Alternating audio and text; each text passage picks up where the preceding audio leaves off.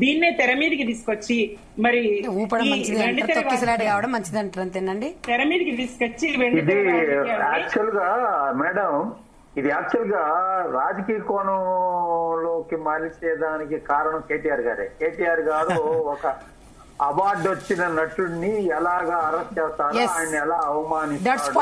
Correct గా అడగండి. సోది మాట్లాడడానికి రాదు వీళ్ళకి, ఓ తలా తెలియదు తోకా తెలియదు, ఏదో టీవీ ముందర మాట్లాడతామంటారు. నేను అనేది ఏంటమ్మా అంటే చెయ్యి ఊపుతారంటే రాత్రిపూట చెయ్యి ఊపితే తొక్కిసినట్టు కాదమ్మా. రేవంత్ రెడ్డి గారు వస్తారంటే రేవంత్ రెడ్డి గారు వచ్చేటప్పుడు ఒక శాంతి భద్రతల విషయంలో చాలా జాగ్రత్తగా ఉంటారు. చెయ్యి ఊపుతారంటే చేతులు ఎరగొడతారు. మీరు అసలు యాక్చువల్లీ కాంగ్రెస్ పార్టీ మాకేం చెప్పిందంటే దీన్ని పర్లాంగ్ మీరు ఇంకా దాన్ని పొడిగించొద్దన్నది నేను గమనున్నాను. మాట్లాడుతున్నారు వాళ్ళు. నష్టం జరగదా? దిల్ రాజు గారిని తెలంగాణ దిల్ రాజు గారిని నాకు అవకాశం ఇవ్వండి అమ్మ, నేను మాట్లాడతాను. గొప్ప అని చెప్తున్నారు. ఓకే చెప్పి ఏం చేస్తా ఉన్నారు? నోటితో మాట్లాడి నొసటితో వెక్కిరించినట్టు, కొమ్మన లేక పొగబెట్టినట్టు. ఏంటండి వరుస ఉదంతాలు? ఎన్ని రోజులు చెప్పారు? సమస్య లేవా? వినోదం కోసం పోలేదు. 54 మంది విద్యార్థులు వినోదం కోసం పోలేదు, సినిమా చూడడానికి పోలేదు, అభిమాన హీరోని చూడడానికి పోలేదు, చదువుకోవడానికి పోయినరు. తల్లిదండ్రులు నమ్మి పంపించిండ్రు. ఈ ప్రభుత్వాన్ని నమ్మి తమ పిల్లల్ని, ఒకరు ఇద్దరు పిల్లలని రేపు ఒకరు ఇద్దరు పిల్లలు వాళ్ళు నమ్మి బళ్లకు పంపిస్తే, వాళ్ళు గురుకులాలకు పంపిస్తే, హాస్టళ్లకు పాములు కరుస్తాయి, తేళ్లు కరుస్తాయి.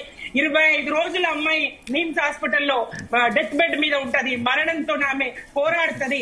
ఎవరు వెళ్తారు? ఎక్కడికి వెళ్తారు? ఏం చేస్తారు? ఎక్కడున్నాయి పరామర్శలు? రేవంత్ రెడ్డి గారు అరెస్ట్ అయినాడు, రేవంత్ రెడ్డి గారు జైలు నుంచి వచ్చినాడు. ఎవ్వరు ఆయన పరామర్శించలేదా? ఆయన అభిమానులు ఉండరా?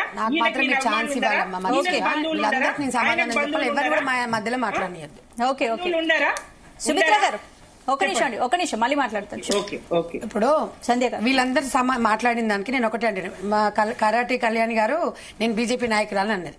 సరే, మీరు రాజకీయంగా మాట్లాడదామంటే నేను ఒకటే, ఇప్పుడు సీఎం రిలీఫ్ ఫండ్ ఎట్లా ఉంటుందో, మీరు నాయకురాలు కదా, ఇప్పుడు పిఎంఆర్ఎఫ్ అని ఒక వాళ్ళ దగ్గర కూడా రిలీఫ్ ఫండ్ ఉంటుంది. వీళ్ళకి ఏమన్నా మీరు భరోసా, పూరంధేశ్వర గారు కానివ్వండి, డికే అరుణ గారు కానివ్వండి, మీరు అందరు కానీ ఒక మహిళలు స్పందించారు కదా, వాళ్ళకి ఏమన్నా భరోసా కల్పించిరా అనేది నేను ఇవాళ ఈ జీ తెలుగు ద్వారా నేను క్వశ్చన్ చేస్తున్నాను. అది లేదు అంటే మీకు ప్రతిపక్షాలకి బాధ్యత లేదా? మాకు ఒక్క నిమిషం మేడం, వాళ్ళు మాట్లాడాక మాట్లాడేటప్పుడు నేను అందుకే నేను పాయింట్స్ రాసుకున్నాను. అంటే నేను అనేది ఏంటంటే ఎంతసేపటికి ప్రతిదీ రాజకీయం చేయకుండా ప్రతిపక్షంలో మనం ఉన్నప్పుడు ఒక బాధ్యతగా మనం కూడా మెలగాలి. ప్రతిపక్ష హోదా అనేది చాలా ఇంపార్టెంట్ అయిన పాత్ర. మీరు అన్ని చెప్తే ఇప్పుడు సెలబ్రిటీస్ ఎంత సెలబ్రిటీలు అయినా హుందాతనం అనేది ఉండాలి. నేను అనేది ఏంటంటే ఒక పాన్ ఇండియా స్టార్ అన్నప్పుడు ఆయన ఇంప్రెషన్ అనేది కొంచెం ఫ్యాన్స్ మీద పడుతుంది. ఎందుకంటే ఇప్పుడు రామ్ చరణ్, అల్లు అర్జున్ కూడా కొంచెం తన యాటిట్యూడ్ ఒకటి నేను ఏం చెప్తున్నా అంటే ఇండస్ట్రీ వాళ్ళు అందరిని అనట్లేదండి. నేను అంటే ఇవాళ ఒక ఆడ కూతురుగా నేను చెప్పదలుచుకున్నాను, నువ్వు ఒక పాన్ ఇండియా స్టార్ అయినప్పుడు, నువ్వు ఒక అవార్డు గ్రహీత అయినప్పుడు ఒక తెలంగాణ సీఎం పేరు ఎట్లా మర్చిపోతారమ్మా? రాజకీయాన్ని పక్కన పెడదాం. ఇప్పుడు ఒక నిమిషం చూడండి, ఇట్లా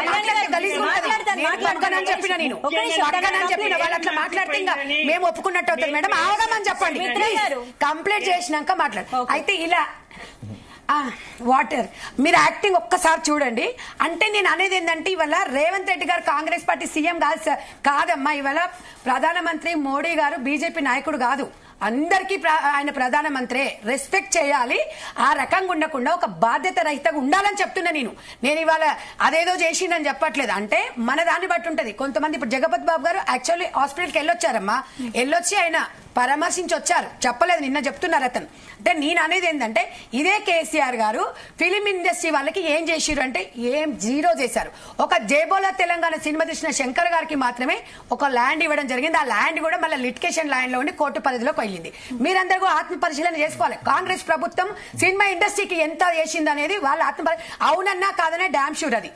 ఇప్పుడు మేము ఒకటే చెప్తున్నామమ్మా, ఇప్పుడు ప్రెస్ మీట్ పెట్టినప్పుడు అల్లు అరవింద్ గారి మొహంలో బాబు బెయిల్ పై ఉన్న అల్లు అర్జున్ ప్రెస్ మీట్ పెట్టడం కరెక్ట్ అంటే అది కోర్టు పరిధిలో పెట్టకూడదు అసలు. యాక్చువల్లీ వాళ్ళు పెట్టారు.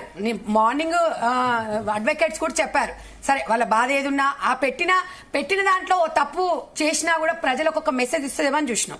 దాన్ని ఇంకా బాధ్యత రహితంగా కొన్ని వీడియోలు మీరు చూడండి అమ్మ, విజువల్స్ చూస్తే ఇక్కడ ఏం జరిగింది అంటే అల్లు అరవింద్ గారు ఏమంటున్నారంటే బాబు చాలా బాధపడుతున్నారండి, ఒక దగ్గర సినిమా ఇంత క్లిక్ అయింది, సక్సెస్ఫుల్ మీట్ లో చేసుకోలేకపోతున్నామనే బాధలో ఉన్నామనే మాట మాట్లాడుతున్నా అంటే ఒక తల్లిగా నేనైతే చాలా ఆవేదన చెందుతున్నా. ఎందుకంటే నాన్న అమ్మ ఎప్పుడు వస్తుందంటే ఊరికి వెళ్ళింది అని అంటుందంటే సేమ్ అల్లు అర్జున్ బిడ్డలాగా ఆ పాప కూడా ఉంది, అల్లు అర్జున్ కొడుకులాగా బాబు ఉన్నాడు.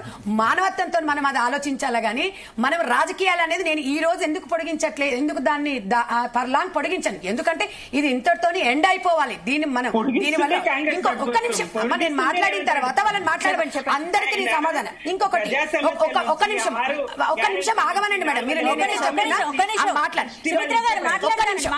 నేనేమంటున్నా అంటే ఒక సినిమా ఇండస్ట్రీలో ఎవరైనా సరే మీరు సమాజం మీద సృహ ఉన్నట్టుగా మీరు సమాజానికి 50% మెసేజ్ వచ్చే రైతుల గురించి కానివ్వండి. ఇప్పుడు సోల్జర్స్ ఉన్నారమ్మా, ఎక్కడ మన దేశ సరిహద్దులో సోల్జర్స్ ఉన్నారు. ఒక అమరన్ మూవీలో కొద్దిగా మెసేజ్ ఉంది అంటే అలాంటి వాళ్ళకి మనము రియల్ హీరోలు అని చెప్పుకోవాలి. నిజ జీవితంలో రియల్ హీరోలు ఉండాలి. ఈ ఫ్యాన్స్ కి కూడా చెప్తున్నా, ఎందుకు కొట్టుకొని వస్తా ఉన్నారు ఇలా ఫ్యాన్స్. ఆ అబ్బాయి కూడా ఫ్యానేనంట, నా అల్లు అర్జున్ ఫ్యాన్ అని చెప్పి వాళ్ళ తల్లిదండ్రులు తీసుకొని వచ్చిరంటే ఇగో ఈ రకంగా అవుతుంది. ఫ్యాన్స్ కూడా మీరు కూడా జాగ్రత్తగా ఉండాలి. సెలబ్రిటీ ఫ్యామిలీలకు కూడా ఇబ్బంది పెట్టొద్దు. డిపార్ట్మెంట్ అయినా పోలీసులు ఉన్నారమ్మా, అల్లు అర్జున్ గారు వచ్చినప్పుడు పోలీసులు 2-3 ఉన్నారు, కానీ శాంతి భద్రతల విషయంలో పైకి వెళ్ళేసి చెప్పిన వీడియోలు కూడా చూసిండు. ఆల్రెడీ ఆ మూవీ అయ్యింది, అయినా కూడా అక్కడ తొక్కి వచ్చిందని తెలిసిపోతుంది కాబట్టి బయటికి పంపించడానికి ప్రయత్నం చేసిండు. ఇప్పుడు స్థితి మించిన తర్వాత ఎవరైనా ఏం చేస్తారని మీరు ఒక మాట చెప్పండి. వద్దని ఎందుకు చెప్పారు, సందతి అట్టి ఇరుకుగా ఉంటది అని చెప్పారు. సరే అది అక్కడి వరకు అది అయిపోయింది. నేను అనేది ఏంటంటే ఏదైనా కూడా ఫ్యాన్స్ అనేది చాలా జాగ్రత్త. మీ కుటుంబాలు మీరైనా ఏమైనా జరిగితే మీకు ఎవరు రారు తమ్ముళ్ళు, మీరు ఒక్కటి గుర్తుపెట్టుకోండి. ఏ ఫ్యాన్లు రావు, ఎవరు మీరు 200 పెట్టి ఫ్రీగా ఫ్యాన్స్ కి ఫ్రీ టికెట్లు ఏం పంచరు, మీరు కట్అవుట్లు కడతారు. ఎందుకు మీ జీవితాలు ఖరాబ్ చేసుకుంటారు. ఒకటి మేడం, ఇంకొకటి ఇందాక వీళ్ళు గురుకుల స్కూల్ అని చెప్పారు కదా, ఇదే కేసీఆర్ రామాయంలో బాసర 888 లో పిల్లలు రోడ్ల మీదకి వచ్చి ధర్నాలు చేసి వాష్రూమ్స్ లేదన్నప్పుడు ఇలా కళ్ళల్లో ఏం పోసుకున్నారండి, ఇలా మాట్లాడుతున్నారు. అంటే నేను ఇవాళ ఇప్పుడు ఈ అమ్మాయిలు చనిపోయినందుకు నేను వాళ్ళని తప్పు పట్టట్లేదండి, నేను లేదు వాళ్ళు బాగా అయిందని నేను అనట్లేదు, ఎంకరేజ్ చెయ్యను. బట్ నేను అనేది ఏంటంటే ఇదే సిద్దిపేటలో హరీష్ రావు నియోజకవర్గంలో 3 పాములు కలిసి చనిపోయిందండి. ఇలా సిగ్గు లేకుండా మళ్ళీ మాట్లాడుతున్నారండి, నాకు అర్థం కాదు. ఇవన్నీ ఇప్పుడు ఒక్కటే చెప్తున్నా, ఏర్పాలెం స్కూల్లో 14 మంది పిల్లలు కలిసి ఆహారం తిన్నారు, సిగ్గుందా? ఇవాళ ఒక్క నిమిషం అమ్మ, ఆమెకి ఓపిక లేదు, ఆమెకి ఆమె మాట్లాడినప్పుడు మాట్లాడానా? నేను అనేది ఏంటంటే ఏదేమున్నా కూడా ఇదే సరూర్ నగర్ కాలేజ్ లో 1200 మంది పిల్లలు, సరూర్ నగర్ కాలేజ్ 1200 మంది కాలేజ్ విద్యార్థులు ఉంటే ఒక్క వాష్రూమ్ ఉందండి.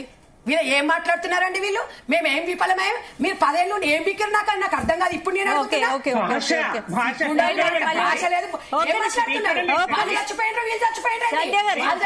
చచ్చిపోయింది. ఇవాళ రేవంత్ రెడ్డి గారు 1 సంవత్సరం అయింది, ఇండస్ట్రీ కాదు అందరికీ న్యాయం జరగాలని చేస్తున్నారు. డెఫినెట్ గా 4 సంవత్సరాల అవకాశం ఇచ్చిండ్రు, మేము కరెక్ట్ ఇచ్చిన హామీలు నెరవేర్చకపోతే ఇంటికి పంపించారు.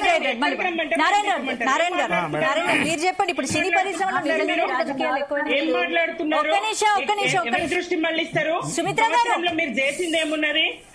అదే సార్ని కంటిన్యూ చేయమనండి, వాళ్ళు అలాగే జాగ్రత్త తర్వాత వాళ్ళకి అవకాశం ఇవ్వండి. అట్లా అరుచుకుంటే ఏముండదు, ఇట్లానే ఉంటారు. మీరు ఏమి ఇచ్చిందో చెప్పండి. హాస్టల్ పిల్లల పరిస్థితి ఏంటి? అది మాట్లాడదామా? ఒక్క నిమిషం అండి, 1 by 1 మాట్లాడండి. ఇప్పుడు ఇక్కడ ఇష్యూ అది కాదు కదమ్మా, సినిమా సుమిత్ర గారు